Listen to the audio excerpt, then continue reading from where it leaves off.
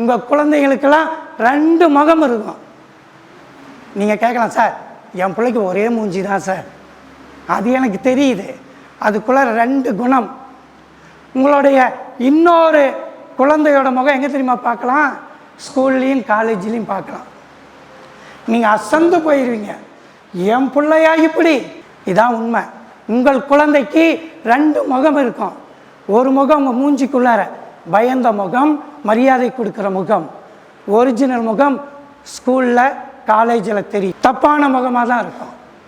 காரணம், நீங்கள் வீட்டில் நிறைய பேசாதனால தான். நீங்கள் நிறைய பேசுனீங்கன்னா அது தப்பான நண்பனோ தோழிக்கிட்டேயோ போகாது.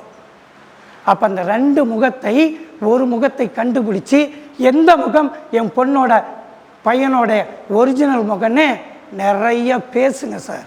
நிறைய பேசுங்க, குழந்தைகள்கிட்ட நிறைய பேசுங்க.